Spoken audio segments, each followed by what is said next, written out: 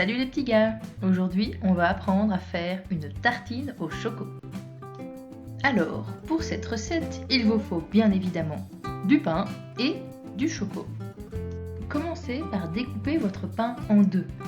Ensuite, ouvrez le pot de choco et prenez du choco avec votre couteau. Étalez-le sur votre tranche de pain. Et voilà, vous avez une bonne tartine au choco. C'est quoi ce tuto cuistot qui ne sert à rien? Ce serait bien trop facile. Je vais donc vous montrer comment on fait du pain au lait et du choco. Ah! Pour la recette des pains au lait, il vous faut 500 g de farine blanche, une bonne cuillère à café de sel, 40 g de beurre mou, 35 g de sucre, un sachet de levure sèche, un œuf et 250 ml de lait tiède. Versez la farine dans un grand bol, qu'on appelle également cul de poule. Ajoutez-y tous les éléments secs, donc la levure, le sel et le sucre. Mélangez le tout. Ajoutez au fur et à mesure le lait tiède.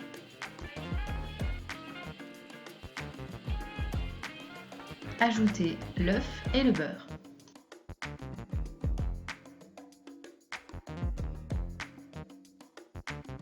Terminez de mélanger avec vos doigts, puis pétrissez avec la paume de votre main. Si vous en avez un, n'hésitez pas à réaliser cette recette avec un robot. Sans oublier bien évidemment de mettre l'embout pour pétrir. Je trouve ma pâte un peu sèche, j'ajoute donc un peu de lait tiède. Votre pâte doit être légèrement collante.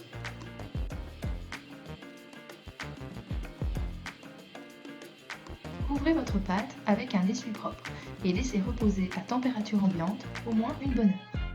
Une fois votre pâte reposée, il faut la dégazer, donc malaxez-la légèrement pour chasser l'air. Ensuite, divisez votre pâte en pâtons.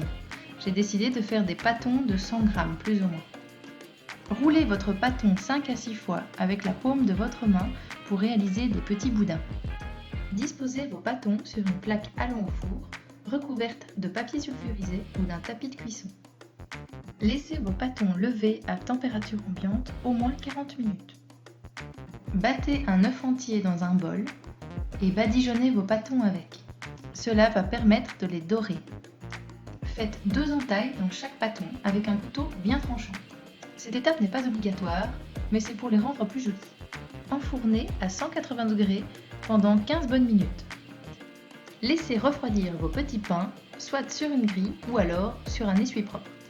Pour réaliser un pot de choco, il vous faut 100 g de chocolat en morceaux, 80 g de pâte de noisette, 20 g d'huile de pépins de raisin et 1 à 2 cuillères à soupe de sirop d'agave.